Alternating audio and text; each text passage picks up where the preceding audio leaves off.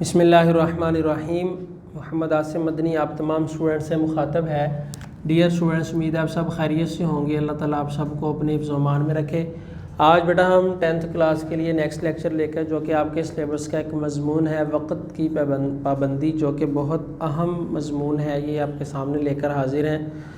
تو آپ تمام اسٹوڈنٹس توجہ کے ساتھ لیکچر کو سنیں گے، سمجھیں گے۔ اپنی اپنی کتابوں سے بھی یہ مضمون نمبر 15 ہوتا ہے آپ کی کتاب میں، جو آپ کی ہینڈ بک ہے آپ اس سے نکال لیں تاکہ آپ کو بات اچھے سے سمجھ آئے۔ لیکچر بھی آپ نے غور سے، جو میری ویڈیو دیکھیں گے تو وہ پہلے لیکچر کو غور سے سنیں گے، پھر اس کے بعد اپنی ریڈنگ کے ساتھ آپ جو ہے وہ مضمون کو اچھے طریقے سے یاد کر لیجئے گا۔ یہ بورڈ کا ایک نہایت ہی اہم ٹاپک پر مضمون ہے، اس عنوان کے ساتھ وقت کی پابندی۔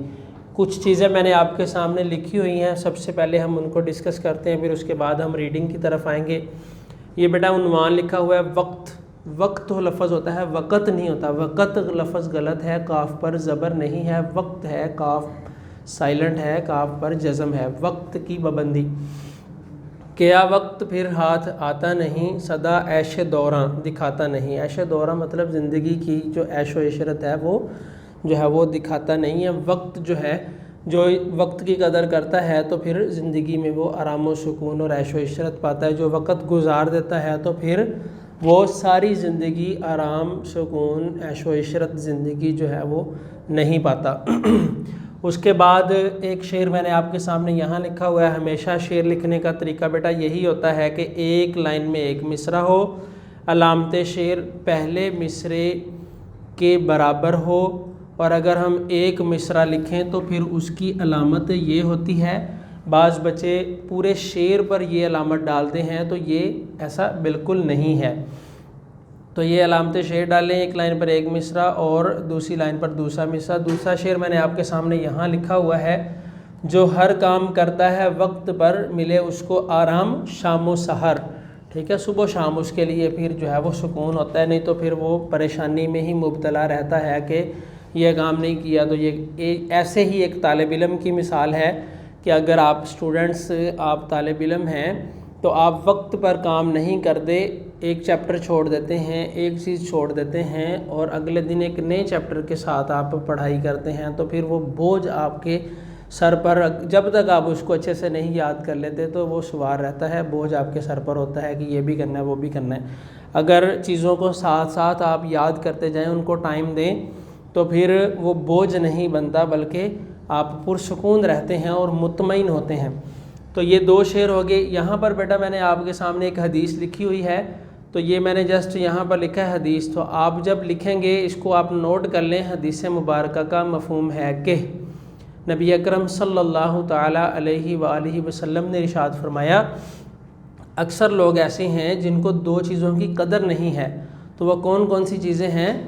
وقت اور صحت۔ یہ صحیح بخاری کی حدیث ہے، آپ یہاں پر اس کا ریفرنس بھی آپ لکھ سکتے ہیں، صحیح بخاری۔ ٹھیک ہے، صحیح بخاری کیا ہے؟ یہ ایک حدیث کی کتاب کا نیم ہے۔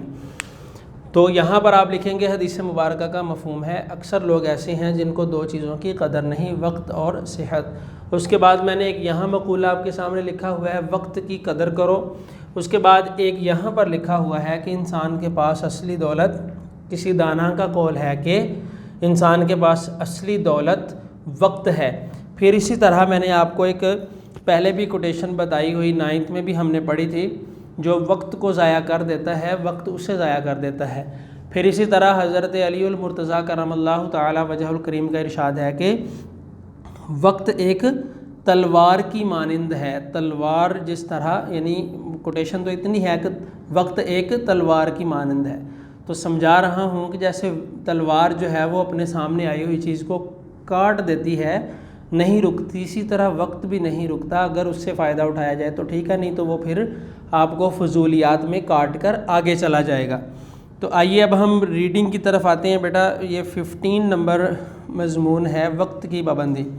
گیا وقت پھر ہاتھ آتا نہیں، سدا عیش دوراں دکھاتا نہیں۔ وقت کی مثال بہتے ہوئے دریا کی سی ہے۔ کی سی ہے مطلب کی طرح ہے، جس میں ایک مرتبہ جو لہر پیدا ہوتی ہے دوبارہ پیدا نہیں ہوتی۔ دنیا کے ترقی یافتہ ہو جانے کے باوجود ابھی تک کوئی ایسا آلہ یا ٹیکنالوجی ایجاد نہیں ہو سکی جو وقت کو گزرنے سے روک سکے یا گزرے ہوئے وقت کو دوبارہ لوٹا سکے۔ جیسے برف اگر پگھل جائے تو اس کو دوبارہ جمایا جا سکتا ہے، اسی طرح دنیا میں بہت ساری ایسی چیزیں ہیں جن کے تحلیل ہو جانے، تحلیل کا مطلب یہ ہے کہ ختم ہو جانے یا حل ہو جانے کے بعد، وجود کھو دینے کے بعد ان کو حاصل کرنا ناممکن نہیں ہوتا، بلکہ تھوڑی سی مشقت سے جلد یا بدیر، یعنی جلدی یا دیر کے ساتھ ان کو لوٹایا جا سکتا ہے۔ لیکن دو چیزیں دنیا میں ایسی ہیں جن کا علاج آج تک دریافت نہیں ہو سکا۔ کسی بھی عقیدے یا مذہب کا آدمی ہو وہ اس کے ساتھ اتفاق کرتا ہے، گزرا ہوا وقت دوبارہ ہاتھ نہیں آ سکتا، اور دوسری چیز کیا ہے؟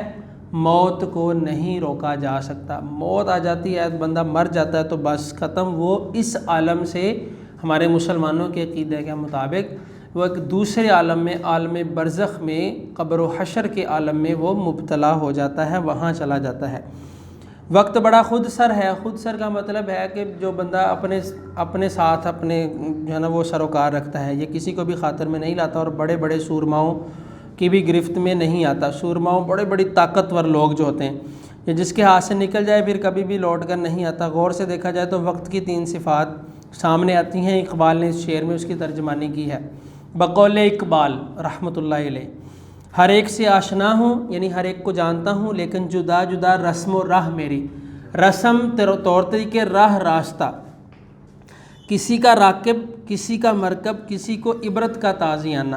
کسی کا راکب، راکب سے مراد یہ کہ کسی کے لیے آقا، کسی کا مرکب، کسی کے لیے غلام، اور کسی کو عبرت کا تازیانہ، یعنی عبرت کا نشان بنا دیتا ہوں۔ تو وقت کی جو قدر کر دیتا ہے وہ وقت کے اوپر حکومت کرتا ہے، گویا کہ وہ وقت کا آقا ہے، اور جو وقت گزار دیتا ہے، ضائع کر دیتا ہے، وقت سے فائدہ نہیں اٹھاتا ٹائم پر، تو وہ کیا ہے؟ وہ وقت کا غلام ہے۔ اور کچھ لوگوں کو وقت جو ہے وہ ایسی سزا اور ایسا سبق دیتا ہے کہ لوگوں کے لیے وہ عبرت کا تازیانہ، مطلب عبرت کا نشان بن جاتے ہیں۔ مراد یہ ہے کہ وقت یا تو انسان کا راکب آقا ہوتا ہے یا مرکب غلام ہوتا ہے، اور تاریخ کا حصہ بن کر عبرت سکھاتا ہے۔ وقت آقا ان لوگوں کے لیے ہے جو اس کی قدر نہیں کرتے، بلکہ بیٹھے تو گھنٹوں گپ شپ میں گزار دیے، سوئے تو ایسے کہ اٹھنے کا نام نہیں لیتے۔ بلا وجہ وقت گزاری کا مشغلہ انسان کو سست اور کاہل بنانے کے ساتھ ساتھ اس کے مقدر کو بھی مقابلے کی دوڑ سے باہر کر دیتا ہے، اور وقت غلام اس آدمی کے لیے ہے جو اس کی قدر کرتا ہے۔ تو اس نظریے سے دیکھ لیں، اس پوائنٹ سے دیکھ رہے ہیں یا دوسری طرف سے دیکھ رہے ہیں، ہر کام کو پابندی کے ساتھ کرتا ہے، ایک ایک لمحہ کو تول کر اور چھان پھٹک کر صرف کرتا ہے۔ یہ صرف نہیں ہوگا، صرف کرتا ہے، کہیں وقت ضائع نہ ہو جائے اور وہ کام جو اس وقت میں کرنا ہے وہ رہ نہ جائے۔ ایسے لوگ خود بھی کامیاب ہوتے ہیں اور دوسروں کی کامیابی کا سامان بھی مہیا کر دیتے ہیں۔ انسانی تاریخ وقت کا ریکارڈ ہے، یہ ایسی دستاویزی فلم ہے جس میں جھانک کر آدمی ماضی کے جھروکوں میں دیکھ لیتا ہے، اور تاریخ انسانی میں جو افراد، اقوام یا ملتیں وقت کی پابندی کرتی ہیں اور وقت کی قدر کر کے اس کو قیمتی بناتی ہیں، ان کا نام آج بھی تاریخ کے اوراق میں کیا ہے؟ روشن ہے، اور لوگ ان کو اپنے لیے رہنما اور پیشوا مانتے ہوئے فخر محسوس کرتے ہیں۔ بڑے سے بڑا مفکر، مدبر کا مطلب ہوتا ہے بہت غور و فکر کرنے والا، شاعر، محقق، تحقیق کرنے والا، مورخ، تاریخ لکھنے والا، ہسٹری پر جو ہے وہ ہسٹری نگار جو ہوتا ہے، سائنسدان، فلسفی، منطقی یا ادیب جو لوگ مصنفین ہوتے ہیں، اور وہ وقت کی پابندی نہ کر کے اونچے مقام تک پہنچا، ایسا نہیں ہو سکتا۔ تاریخ میں جتنے بھی بڑے اور روشن نام آپ کو ملیں گے وہ سب وقت کی قدر اور قیمت کو پہچان کر اس مقام پر پہنچے۔ وہ لوگ جنہوں نے وقت کی قیمت کو نہیں جانا، آج ان کا نام بھی شاید کوئی نہیں جانتا۔ یہاں آپ یہ کوٹیشن لکھ سکتے ہیں کہ کسی دانا نے خوب کہا ہے کہ وقت کی قدر کرو، اور یہاں پر آپ یہ کوٹیشن بھی لکھ سکتے ہیں، یا یہ لکھ سکتے ہیں کہ جو وقت کو ضائع کرتا ہے وقت اسے ضائع کر دیتا ہے۔ پابندی وقت کا مطلب یہ ہے کہ انسان کی زندگی مختصر ہے، اس کے کرنے کے کام بہت زیادہ ہیں، تھوڑے وقت میں زیادہ کام کرنا اور بہتر انداز سے کرنا، وقت کو ضائع ہونے سے بچایا جائے، یہی وقت کی پابندی ہے۔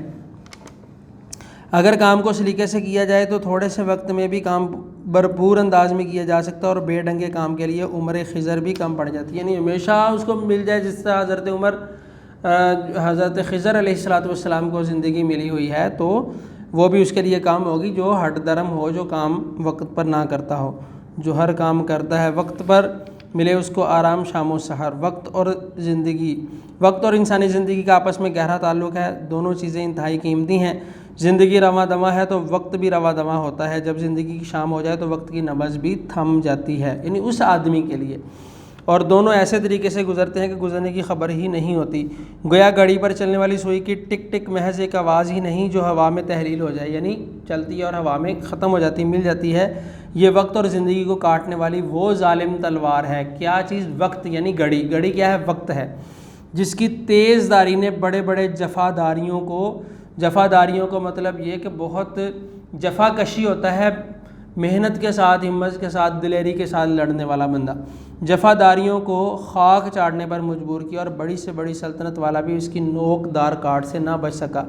غافل تجھے گھڑیال یہ دیتا ہے منادی۔ گھڑیال کیا ہوتا ہے؟ جو ٹن ٹن ہوتی ہے نا 1 گھنٹے کے بعد، آپ نے دیکھا ہوگا کہ گاؤں میں بعض مساجد میں وہ ٹن ٹن کا لگا ہوتا ہے، تو پھر اسپیکر آن ہوتا ہے، تو پھر جو ہے وہ جتنے بج چکے ہوں اتنے گھڑیال بجتے ہیں، 4 بجتے ہوں تو وہ 4 دفعہ بجتا ہے، تو یہ گھڑیال ہوتا ہے۔ غافل تجھے گھڑیال یہ دیتا ہے منادی۔ منادی کا مطلب یہ آوازیں، ندا دیتا ہے۔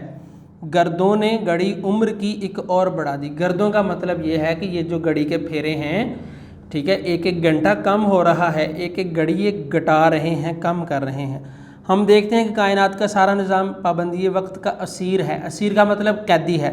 سورج اور چاند وقت پر طلوع ہوتے ہیں، ہزاروں سال سے روزانہ سورج اپنے وقت پر طلوع ہوتا آیا ہے، اور اپنے معین وقت سلیکٹڈ وقت، ایک مخصوص وقت اور معین رفتار میں گزرتا ہوا پابندی وقت کے ساتھ مغرب کے افق آسمان میں چھپ جاتا ہے، یعنی مشرق سے طلوع ہوتا ہے، ایک مخصوص انداز میں آہستہ آہستہ جا کر غروب ہو جاتا ہے۔ چاند اپنی تمام تر خوبصورتی اور رعنائی بھی خوبصورتی ہوتی ہے، دلکشی ہوتی، کسی چاہت کے باوجود مقررہ وقت پر چھپ جانے کا پابند ہے، اور وقت سے پہلے دنیا بدل لینا اس کے لیے محال ہے۔ محال کا مطلب ناممکن ہے۔ ستارے اپنے وقت پر روشن ہوتے ہیں، وقت سے ایک لمحہ بھی پہلے ظاہر نہیں ہوتے اور نہ ہی بعد میں جا سکتے ہیں۔ اس پابندی وقت کی وجہ سے معتدل انداز، معتدل درمیانہ دن اور رات کی گردش ہے، دن اور رات کا آنا جانا ہے، نہ وقت سے پہلے دن طلوع ہو سکتا ہے، نہ ہی وقت سے پہلے رات چھا سکتی ہے۔ ہر ایک کے لیے وقت مقرر ہے اور اس کی پابندی لازم ہے۔ ہم ذرا تصور کریں کہ اگر ان چیزوں میں وقت کی پابندی نہ ہوتی تو کائنات کا نظام چل سکتا تھا؟ ہرگز نہیں چل سکتا تھا، بلکہ فساد عالم ہوتا، یعنی دنیا مفسد ہو جاتی، فساد برپا ہو جاتا، نظام درم برم ہو جاتا، اور کوئی بھی نظام زندہ نہ ہوتا۔ یہ کائنات کے نظام کا چلنا وقت کی پابندی کا رہین منت ہے۔ مطلب یہ کہ اس کے کارہین منت کا مطلب یہ ہوتا ہے، مرہون منت لفظ ہے اور رہین منت اسی سے نکلا ہے، کہ مطلب یہ کہ یہ ڈیپینڈ کرتا ہے اس کے اوپر کہ وقت کی پابندی کی جائے گی تو یہ نظام چلے گا۔ تو آج بیٹا ہم نے اس کا آدھا حصہ پڑھا ہے، انشاءاللہ نیکسٹ لیکچر میں اس کا بقیہ حصہ ہم مکمل کریں گے۔